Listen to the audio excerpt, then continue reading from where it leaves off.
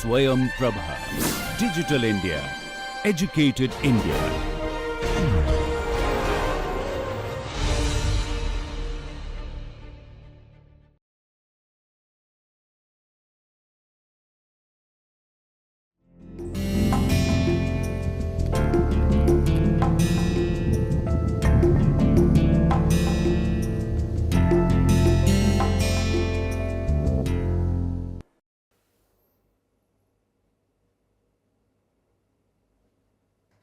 Hello everyone, I am Dr. Shabnam Mehlawat, Associate Professor from the Faculty of Law, University of Delhi. This is my lecture number 4, where I'll be talking about the sustainable development, its principles, and in relation to that of the Indian judgments which have been passed based on the concept of sustainable development. Sustainable development, as we have seen previously, has been defined under the Brundtland Commission report called Our Common Future. Its publication was released in 1987 by the World Commission on Environment and Development by introducing the concept of sustainable development and describing how it can be achieved. Sponsored by the United Nations and chaired by the Norwegian Prime Minister Gro Harlem Brundtland, the World Commission on Environment and Development explored the causes of environmental degradation, attempted to understand the interconnection between social equity, economic growth, and environmental problems, and developed policy solutions that integrated all three areas. The Brundtland Commission report also includes sustainable development, the role of international economy, population, and human resources, food security, species, and ecosystems, energy, industry, and the proposed legal principles for environmental protection. The report is often cited for its definition of sustainable development as the development that meets the needs of the present without compromising the ability of the future generations to meet their own needs. As previously seen, what are the needs of the current generation cannot be completely satisfied, and if they are, then if the deterioration of the environment continues to take place in the current form, there will be nothing left for our future generations to inherit as natural resources. They will be inheriting a world which has been degraded and destroyed by previous generations by activities which were environmentally harmful. They have caused degradation, and certain resources which could not survive will never be seen by our future generations. Implicit in this definition are the concept of needs, which emphasize the goal of providing for the essential requirements of the world's poor, and the idea that technology and social organization imposes limits on the ability of the environment to provide for the world's present and the future needs. So as a result, the concept of sustainable development, as we have seen, has grown over a period of time. Initially, we have seen that in the Stockholm Declaration, by way of the principles, there were certain ingredients of sustainable development which were given out. And these ingredients which call for environmental protection, preservation, for management of resources in a judicious manner, for making planning, for not engaging in activities which are not environmentally benign or which destroy the natural resources to the extent that they can never be recovered back, has been the focal point of sustainable development. It further enhances as the time grew and as the contents of or the desires or the ingredients which were required for development and compromised on environment grew. These were to be synchronized, and they were brought about in the form of technology and finances, so that the developing countries and the underdeveloped world does not indulge in again environmental degrading activities. Sustainability and its meaning. It is true nature that would require a sustainable use of natural resources, which means we must balance our development but restrain our resources in a way that only that much amount of resource should be used which is required for a collective or a large number of people, and the rest should be protected and preserved so that it gets passed on to another generation for them to see and make use of. It further brings within its fold the social, ecological, and economic dimensions, which in a cohesive manner move towards achieving a protectionist approach to protection of environment.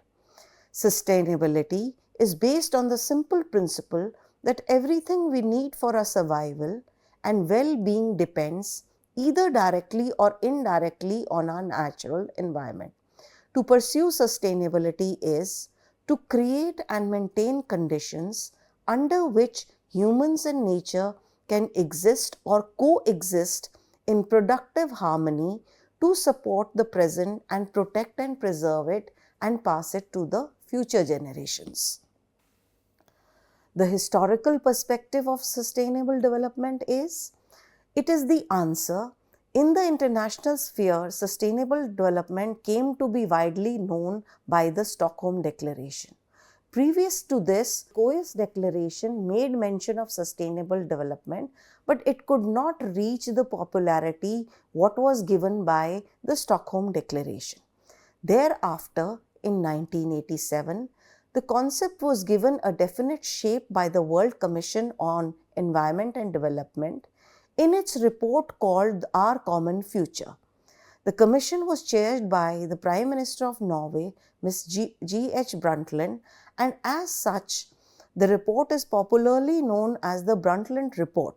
In 1991, the World Conservation Union, the United Nations Environment Programme, and the Worldwide Fund for Nature jointly came out with a document called Caring for the Earth, which is a strategy for sustainable living. Finally came the Earth Summit held in June 1992 at Rio, which saw the largest gathering of world leaders ever in the history, deliberating and chalking out a blueprint for the survival of this planet. Now, this aspect of sustainable development, as it was handed out to the countries, the advanced countries started already following the concept and the principles which come within its fold and other ingredients which are required for a sustainable yet a developing world.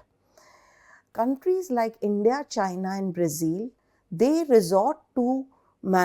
had initially unhindered growth which was not planned, and it grew as the circumstances or as the situation arose. So in order to channelize the activities of these countries, they also accepted the offer of the principle in the manner when it came down in the Vienna Convention, it came down in the Basel Convention, and further went into the Earth Summit, the Rio Declaration. This concept has been followed by the Indian perspective by way of not the people directly, because half of our population suffers from poverty and the other half is not so well educated to understand the concept in detail as it stands. So it required framing of the laws, which was under the concept of sustainable development, keeping in mind the Stockholm Declaration and its principles. The various laws were framed in India. Indian aspect also took for taking out policies in consonance with the world policies or in consonance with the progress as the world was going. And along with that, our judiciary also did not fall back. That is, when cases of environmental degradation came before them, they gave landmark and historic judgments with respect to the concept of sustainable development. Of course, when a judgment is being given, it not only enfolds the concept, but it also looks into the law, which is based on sustainable development again, and it also looks for those provisions and procedures whereby it requires a wrongdoer or an offender or an environmental defaulter to make payment in case because of his activity environmental degradation has taken place. The history. Among the tangible achievements of the Rio Conference was the signing of the two conventions, one on biological diversity and the other on climate change. These conventions were signed by 153 nations who came together in the Rio Conference to not just to attend but to deal with environmental problems as they were drafted and put before the world for acceptance. The delegates also approved by consensus three non-binding documents, namely a statement on the forest principles, a declaration of principles on environmental policy and development and initiatives, and Agenda 21, a blueprint program for action work on environment and development. It was a program of action into the next century in areas like poverty, population, and pollution. During the 2 decades from Stockholm to Rio Declaration, sustainable development came to be accepted as a viable concept to eradicate poverty and improve the quality of human life while living within the carrying capacity of the supporting ecosystems. Sustainable development, as defined by the Brundtland Commission report, means development that meets the needs of the present without compromising the ability of the future generations to meet their own needs, as previously stated. We have no hesitation in holding that sustainable development as a balancing concept between ecology and development has been accepted as a part of the customary international law through its salient features. This judgment has also been delivered, that is, where environmental degrading activities has taken place, sustainable development is the answer, and the person should be punished under one of the principles provided under the concept of sustainable development. This was seen at the early stages in Indian scenario when industrialization had started picking up, and there was a calamity which took place where the Vellore citizens were found themselves under the aegis of a river which was seasonal in nature but was contaminated by an industrial activity. So they sought to the courts to give them a solution, which came out in the form of Vellore Citizens Welfare Forum versus Union of India. Now, what are the salient features of sustainable development? The courts in the Indian judgment, as I have stated before, that based on the Vellore citizens case, within that case also and within that commentary, it brought about what it had stated are the features or the principles of sustainable development, and also culled out the Brundtland Commission report and other international documents and gave out certain ingredients or gave out certain concepts or points whereby sustainable development can be understood by taking into account all these points together, so that when development takes place, these principles are kept in mind and degradation does not go either ways based on these points. So the first point which we see is the intergenerational equity, the use and conservation of natural resources, the environmental protection which is primary and should be always kept in mind, the precautionary principle, that is, in case a scientific activity and its effects are not known initially, then indecisiveness should not be a reason to ask that activity to be continued. It should either be practiced on a small scale, given out the results and see if there is a harmful effects, then it should not be allowed to continue. The other is the polluter pays principle, that is, if an activity which has already been conducted and it has caused pollution in any areas or harm to any person or people or communities, there the polluter should not only pay to the health or the deterioration of human life, but also for rectification of environment back as far as possible to its original form.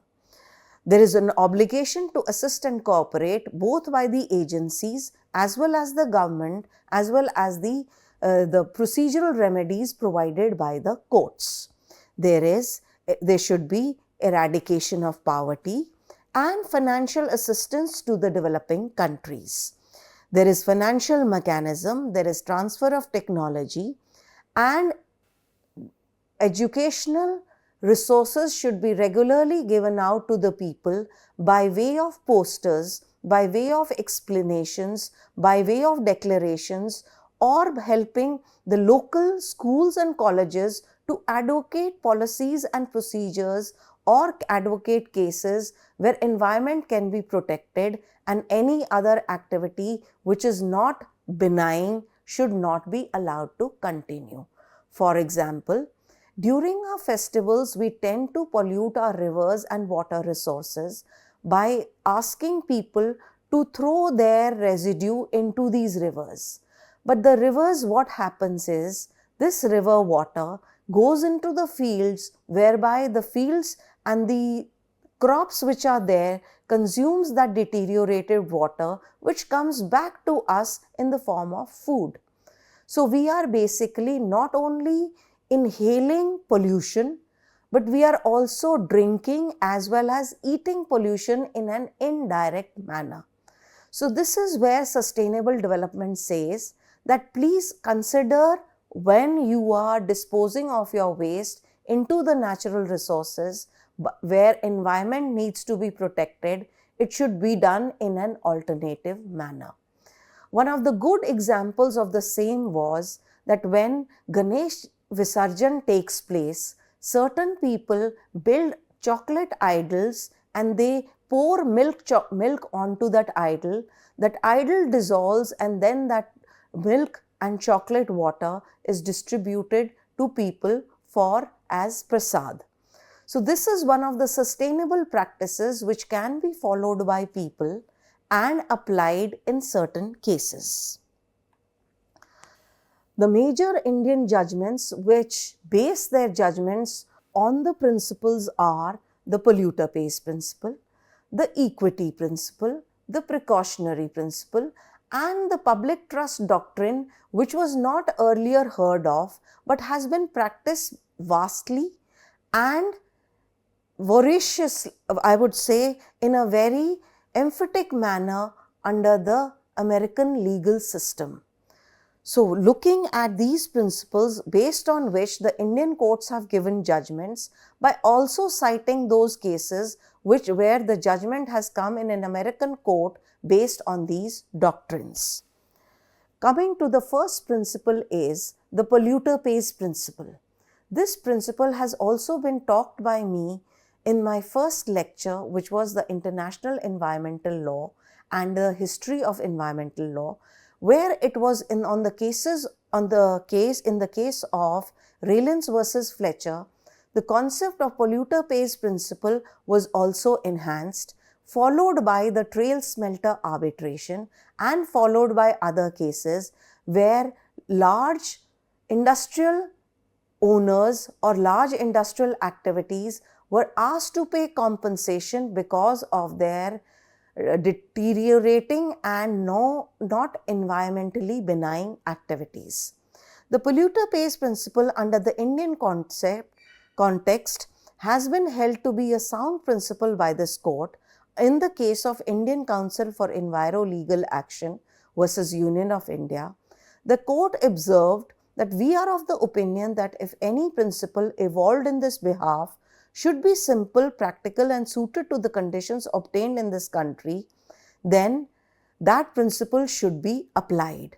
The court ruled that once an activity carried on is hazardous or inherently dangerous, the person carrying on such activity is likely to make good the loss caused to any person by his activity, irrespective of the fact whether he took a reasonable care while carrying on the activity or not.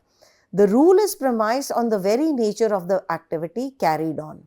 This also brings within its purview the maxim of sic utier tu alienum non ledis, the legal maxim which the environmental law rests is this, which says one has the right to conduct any activity on his premises, provided that activity does not cause injury to any other person who is not a family member or not within the premises or is a neighbor or is a passerby.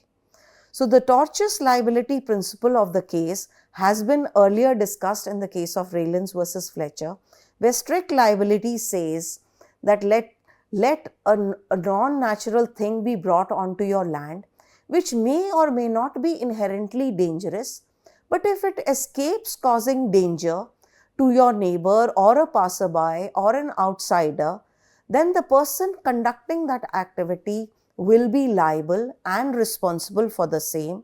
He cannot escape his liability by saying that he had nothing to do with it, as in the case of Raylands versus Fletcher, where he blamed the independent contractor for failing to see the unused shafts under the pond which he had artificially created. So in a similar situation, there might be small factories and homes, or there might be other activities which may not be dangerous when confined within the premises, but the moment it catches fire, or there are poisonous fumes, or there are other activities which, when they escape, cause damage to the humans or to the environment, there the owner or the person conducting that activity would be made liable. This is the polluter pays principle, which is based on not today's theory, but a background which is ancient and which has been followed by the Roman and the English law, followed by other countries including India. After 1972, the polluter pays principle has become an important basis of international law.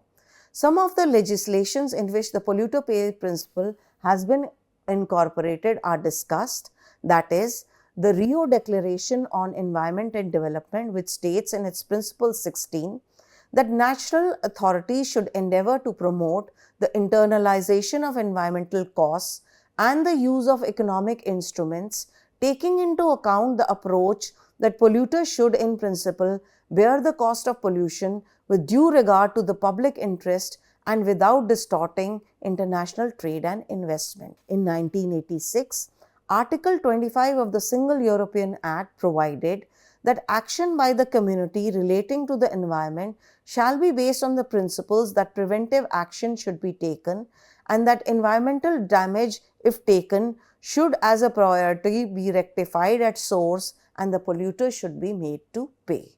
So, likewise, there are several incidents and there are several international meets, conferences, conventions and other activities which call for the polluter pays principle whenever environmentally damaging activity has taken place, and they can point a finger to a person who is the reason or the cause for the same. So polluter pays principle is ancient. It has been followed by the ancient law, the continuing of activities, the start of the formal law of environment, which is the Stockholm Declaration, followed by the Vienna Convention, where they had to give out the finances and technology because they were responsible for the pollution which was created. Under the Basel Convention, the owner of the activity which is moving hazardous or toxic waste will be responsible. And similarly, under conventions on climate change and biodiversity, they were sought to be made responsible for the damage which had been created. Under the Indian law, the cases which the Indian courts have projected or where the courts have given out judgments based on this principle are the Indian Council for Enviro-Legal Action versus Union of India. It was one of the first few cases which took place in India where litigation with respect to environment was not really recognized, but when such a litigation took place, it caught the country's interest since it was a first of its kind when being tried in the courts. This was a case of an industrial activity of H acid which was being thrown into the underground river, the underground water in the state of Rajasthan, where water scarcity is well known since it is a desert area. The company simply, instead of recycling or instead of disposing of its waste in a responsible manner, was producing certain toxic acids and chemicals, and the residue from that industry was being thrown into the underground water, where as a result of the same, the village bitchery in Rajasthan was badly affected. People had to travel miles to carry drinking water, where water scarcity and the means to ask for water or to have pipelines were not within the means of the local people. So this judgment, when it came in 2011, a little late, but the judgment and the start of environmental laws and the polluter pays principles was recognized in this case. The next case was that of Vellore Citizens Welfare Forum versus Union of India. In the Vellore Citizens Welfare Forum case,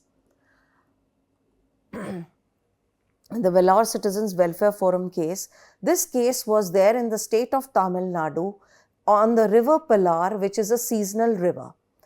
The leather industry, which was a major foreign exchange earner, started using chemicals to treat the leather.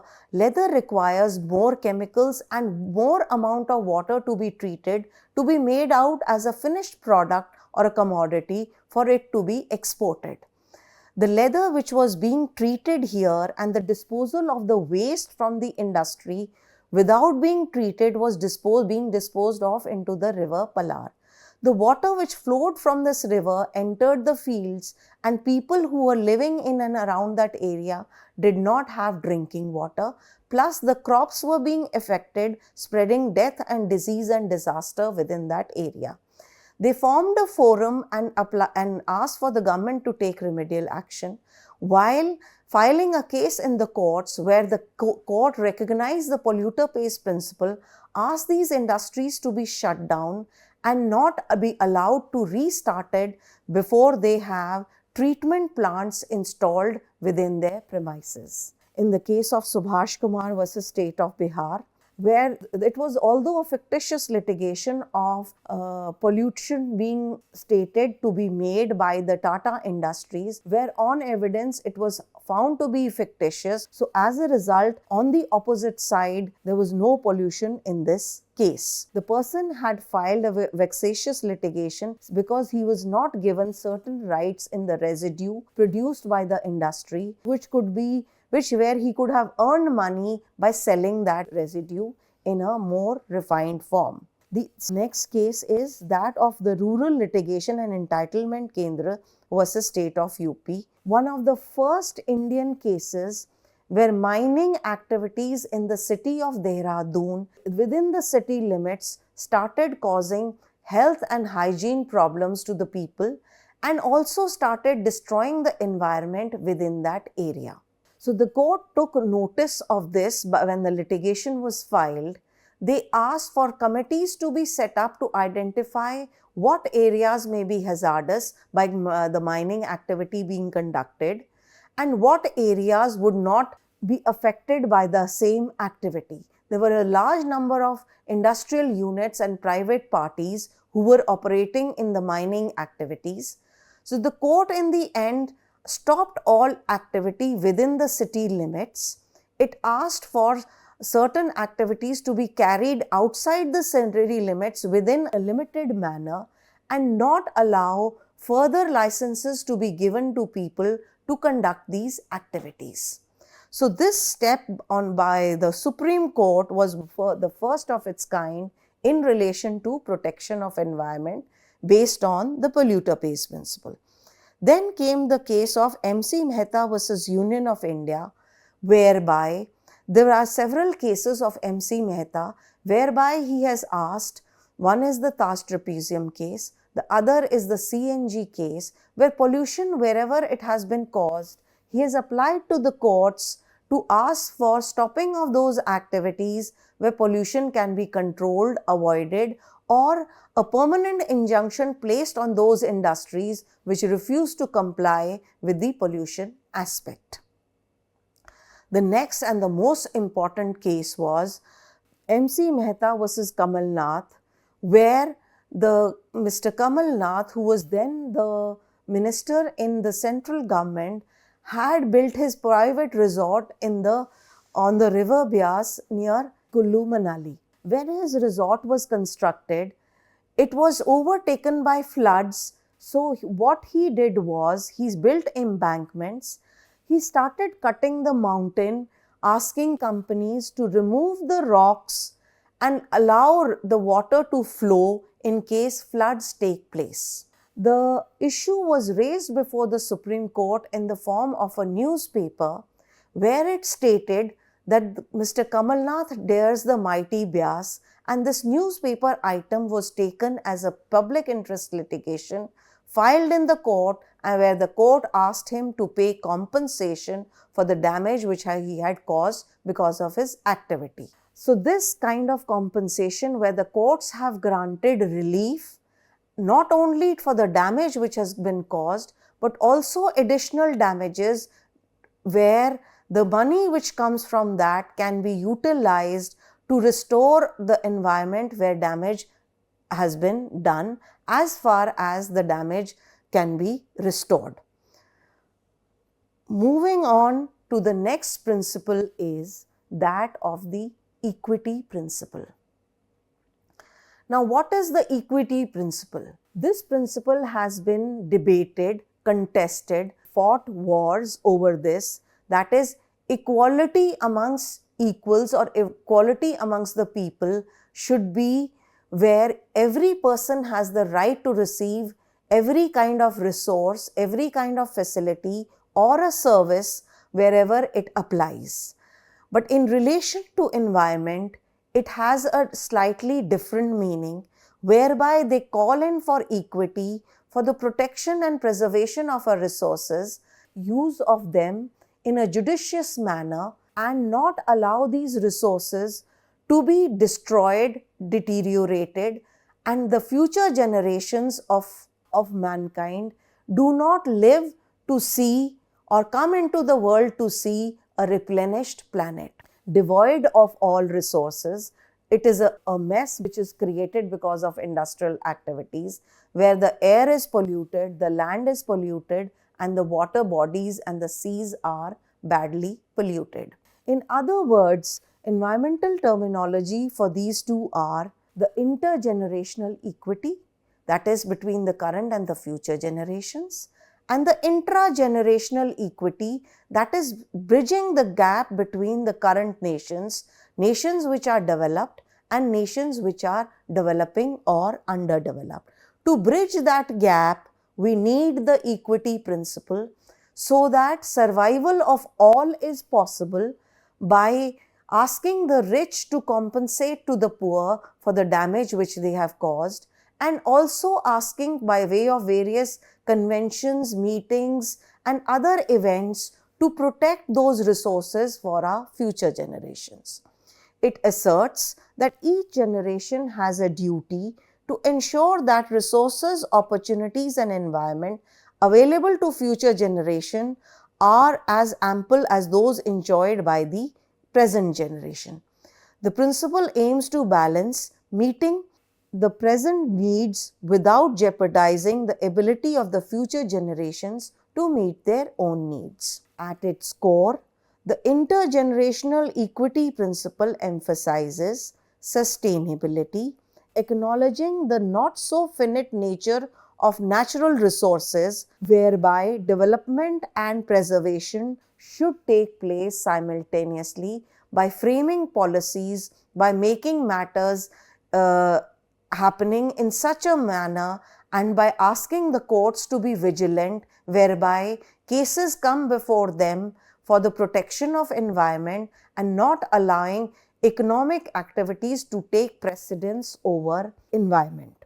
This has been a principle whereby the United Nations Conference on Human Environment in 1972, which is the Stockholm Declaration, through its principles 26 of the Landmark Declaration, underscores the necessity to protect the Earth's natural resources for the benefit of present and future generations.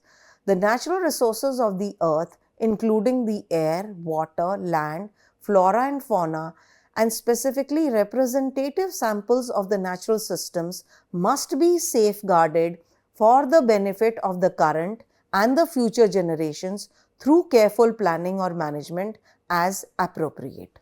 Similarly, the 1987 report of the World Commission on Environment and Development, also known as Our Common Future, firmly supported intergenerational equity by advocating for sustainable development that meets the current needs without compromising the needs of the future generations. Similarly, the Rio Declaration of 1992, emanating from the United Nations Conference on Environment and Development, further solidified the principle under Principle 3 by emphasizing the right to development while ensuring equitable consideration for both present and future generations' environmental and development needs. The Framework Convention on Climate Change in 1992 also highlighted the obligation to protect the climate system for the welfare of the present and the future generations, emphasizing equity as the main principle. Moreover, the United Nations Economic Commission on Europe, under the Convention on Access to Information, Public Participation in Decision Making, and Access to Justice in Environmental Matters, known as the RS Convention, explicitly acknowledged the right of every individual to a healthy environment and the responsibility to protect and enhance it for the well-being of both the present and our future generations. The Copenhagen Declaration of 2009 in Para 6 stressed the United Nations Conference on Human Environment in 1972, the Principle 2 and its Principle 2 and its significance of equitable social development and social justice in the context of addressing climate change and environmental concerns. In India, India's path to achieving environmental fairness dates back to the past environmental campaigns and legal landmarks. The Chipko movement has its grassroots effort led by rural women in Uttarakhand and in the state of West Bengal during the 1970s to safeguard forests, representing a significant drive for environmental fairness. The equity principle, it has been widely accepted. It is the context of Brundtland Commission report. Every generation holds the earth in common with members of the present generation as well as the future and the past generations together for the protection and not causing harm.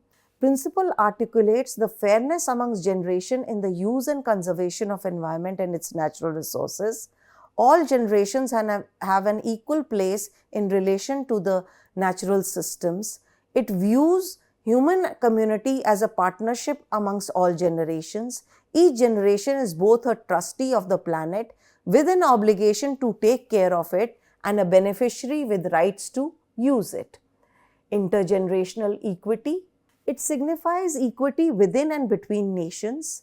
Equity as a condition precedent to achieve intergenerational equity. It is approached in the light of different economic, environment, cultural and political circumstances within and between countries. Inequality between people because of greed and maldistribution of power is a major obstacle in achieving sustainability. It recognizes inequalities between countries, stresses the problems from inequalities and access to resources. Equity requires that developed countries should provide friendly technologies and funds to build their capacities to protect the environment. So the origins, as I have already gone over, the Stockholm Declaration, the Brundtland Commission report, the Rio Declaration, the Convention on Climate Change, the RS Convention, the Johannesburg Summit of 2002, the Copenhagen Declaration of 2009, and the United Nations Conference in 2012 all advocate for equity and its presence for the purpose of sustaining resources and developing at the same time. There are three principles of intergenerational equity: the principle of conservation, principle of quality, that is, conservation of resources, quality of the planet should be maintained, and conservation of access to resources, which should provide its members with equal rights of access to the legacy of the past generations and conserve this access for our future generations. They neither authorize unreasonable exploitation by the present nor impose unreasonable burdens on the present to meet or to terminate future needs. They do not require predicting the value of the future generations. They are clear in the foreseeable situations, and it is a shared cultural belief which is acceptable under different economic and political systems. In India, of course, as I said, there are various cases: Indian Council for Enviro-Legal Action, the Bichri village case, the Vellore Citizens Welfare Forum, the state of Tamil Nadu, and the River Palar case.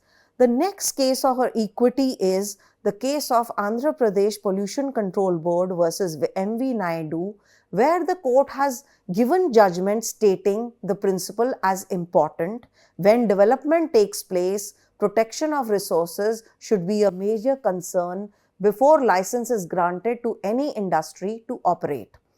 In this case, they wanted to build hazardous industries within the 12-kilometer radius of the Himayat Sagar and the Osman Sagar Lake, which are the two lakes providing drinking water to the twin cities of Hyderabad and Secunderabad.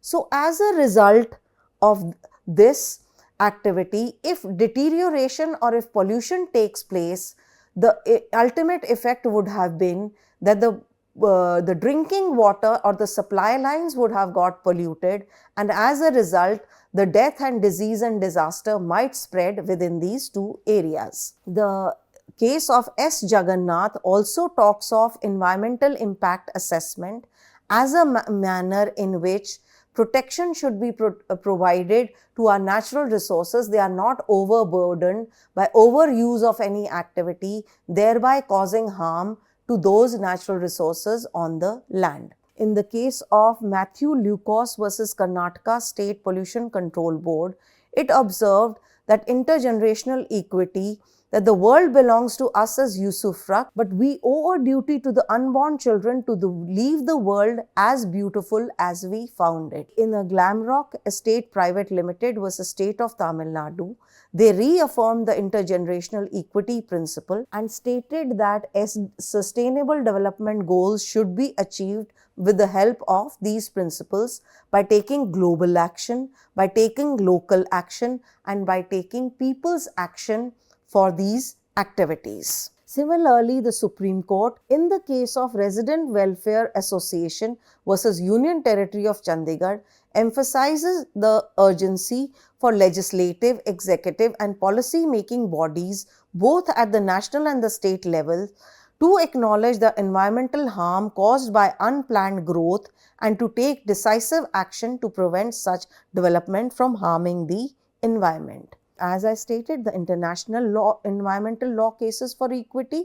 In the minor Oposa case, the Philippine Supreme Court ruled that petitioners should file a lawsuit not just for themselves but for future generations.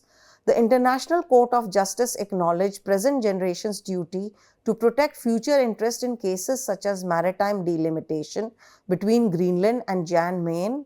These cases emphasize equitable resource sharing and prudent management for future benefits. Moreover, the Inter-American Court of Human Rights sets precedents, notably in the Mayana or the Sumo case, emphasizing indigenous communities' rights and their role in preserving cultural heritage for our future generations. In a more recently precedent globally, South Camden Citizens in Action versus New Jersey Department of Environmental Protection highlighted environmental injustices faced by the minority and the low-income communities, emphasizing the need for equitable distribution of environmental benefits and burdens. The precautionary principle. Moving on to the next principle is the precautionary principle. The concept of precautionary principle is generally considered to have arisen in the English form, a translation of the German word Vorsorgeprinzip in the 1970s in relation to environmental damage to the forest areas and sea pollution thereafter. The Clean Air Act came into force after this principle was enforced, and the people were asked to stop using damaging substances even though the harm or their harmful effects were not really known or could not be conceived at that point of time. The precautionary principle prior to 1982 was referred to as the assimilative capacity principle based on certainty of science, which stated that whatever science did was good, whatever science did was certain, and whatever end product science brought out would be for the benefit of mankind as well as environment. So, this principle changed to the precautionary principle that whatever science did, the effects may not be immediately known, the effects may come at a later date.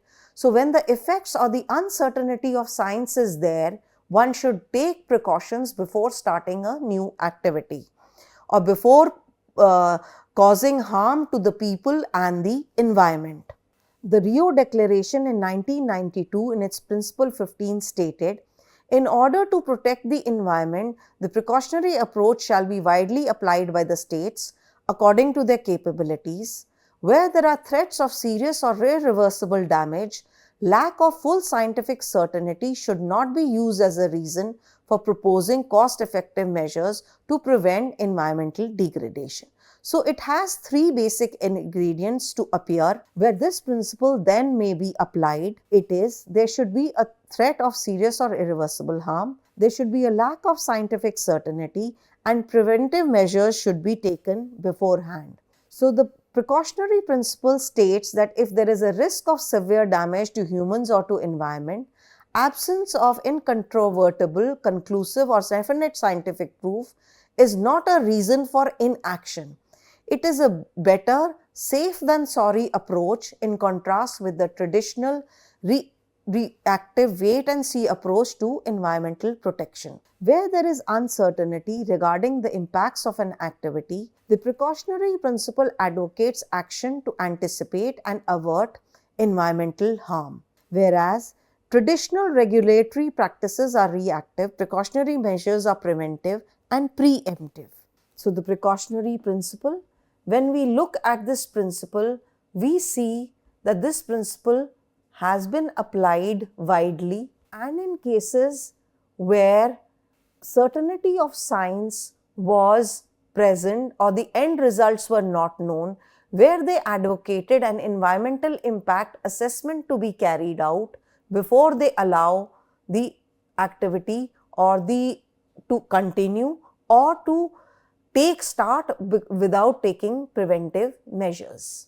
The earliest formulation of the precautionary principle in the contemporary public policy can be traced down to the 1950s when it was called the Safe Minimum Standard of Conservation. They paved the way in the 1970s for the precautionary principle as a reaction to the limitations of public policies based on a notion of assimilative capacity.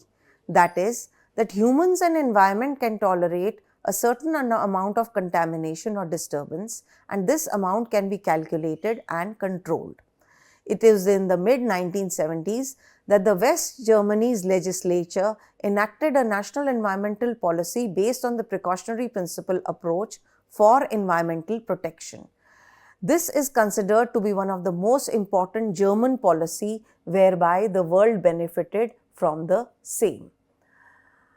The precautionary principle has been applied to the Vienna Convention on Depletion of the Ozone Layer. It was recognized in the sequence of Conference on the North Sea. This process led to the inclusion of precautionary principle in the Convention on Protection of Marine Environment of the Northeast Atlantic in 1992.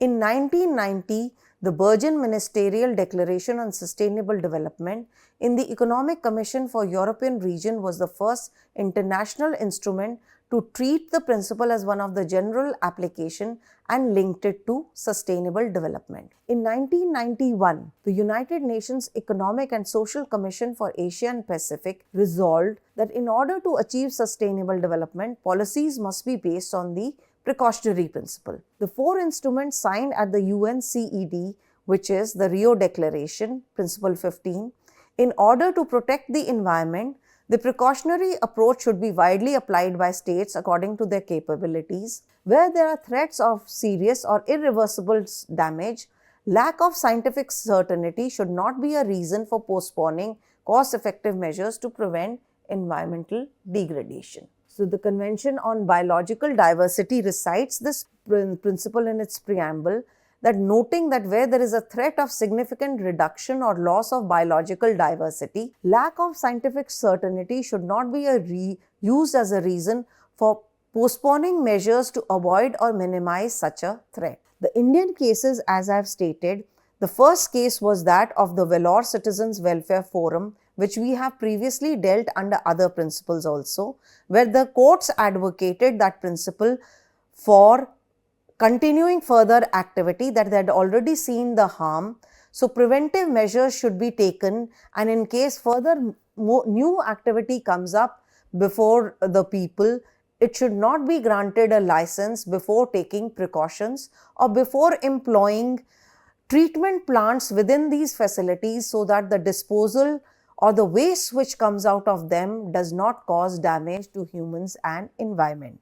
Similar was the case of Andhra Pradesh Pollution Control Board, as we had seen. The hazardous industry which was there, which was supposed to be set up, was asked to take trial measures to have an environmental impact assessment before license was granted to the same to run the same. Then another important and famous case was of Narmada Bachao Andolan versus Union of India, where the question was raised that how did they acknowledge the dam to be set up in this area for providing electricity to 4 states in India. By raising the height of the dam, they would be causing damage to the environment, whereby environmental impact assessment reports were shown as a part of the precautionary principle to allow the dam to be built, to be set up and running for providing electricity to the large number of people living within those 4 states. Then a fictitious litigation in the case of Goa Foundation versus Diksha Holdings was that building of a tourist resort within a specific area would be violative of the CRZ regulation, which prohibits certain activities or buildings to be erected in certain ecological fragile coastal areas, because damage, if it comes to these areas, would cause damage well within the land also in case disaster occurs. Then the case of MC Mehta versus Union of India 2002, the CNG case, whereby in Delhi the use of CNG was brought in as a necessary fuel, eliminating the use of seal by public transport systems, so that the smoke which comes out of diesel and it affects the people in that within the state of Delhi and around Delhi had become unbearable. So the courts advocated alternative fuels like CNG. As today, under the green environmental policies, the use of electric vehicles is advocated, or hybrid vehicles is advocated for running on the roads, so that it does not cause air pollution or in terms damage to the environment. So precautionary principle simply advocates that when damage starts occurring, that activity should be stopped, and if the damaging activity or the end result cannot be known, then an impact assessment should be carried out as a part of that precautionary principle before a license is granted, or before any industry is started, or before any activity is conducted where the end effects are not known. If the end effects require a large residue coming, then they should have treatment plants installed as a precautionary measure, so that the disposal or the residue or the waste which comes out of the same should not be harmful to those being affected by those activities. The last but not the least is the public trust doctrine, which says it rests on the principle that certain resources like air, sea, water, and the forest have great importance to the people as a whole, and it would be unjustified to make them a subject of private ownership. Resources being a gift of nature should be made freely available for everybody to make use of, irrespective of the status in life. This doctrine enjoins upon the government to protect these resources for enjoyment of the general public, rather than to permit them for the use of private ownership or commercial purposes. According to Professor Sachs, an American professor, the public trust doctrine imposes the following restrictions on governmental authority. That is, 3 types of restrictions are there. Firstly, the property subject to the trust must not only be used for a public purpose, but it must be held available for use by the general public. Secondly, the property may not be sold even for a fair cash equivalent. And thirdly, property must be maintained for particular types of uses only. The American cases of public trust doctrine are, the American law is the Illinois Company, R.R. Company versus Illinois, where they wanted to give a fair share of the land to a private company to run their railways. But the people protested, and based on public trust doctrine, it was not allowed to be given. In Gold versus Greylock Reservation Commission, the Supreme Judicial Court of Massachusetts took the first step in developing the doctrine applicable to changes in the use of lands dedicated to the public interest. In Sacco versus Department of Public Works, the court restrained the Department of Public Works from filling a great pond as a part of its plan to relocate part of the state highways. In Robbins versus Department of Public Works, the Supreme Court restrained the Public Works Department from acquiring foul meadows, wetlands of considerable natural beauty, often used for nature study and recreation for the highway use. In Robbins versus Department of Public Works, the Supreme Court held the judgment of the Supreme Court of California in National Audubon Society versus Superior Court of Alpine County, popularly known as the Mono Lake case, is the second largest lake in California. The lake is saline, it contains no fish, but it supports a large population of brine shrimp, which feeds vast numbers of nesting and migrating birds. Giving away of this resource to private use was stopped by the courts. In Phillips Petroleum versus Mississippi, the United States upheld Mississippi's extension of public trust doctrine to lands underlying non-navigable tidal areas. Under the Indian law, we have the case of M.C. Mehta versus Kamal Nath, which had been previously discussed. The Intellectual Forum Tirupati versus State of Andhra Pradesh, where it sought for revival of ancient ponds which were ancient, and it brought the rainwater by way of tributaries to be distributed in a natural way within the area of Tirupati.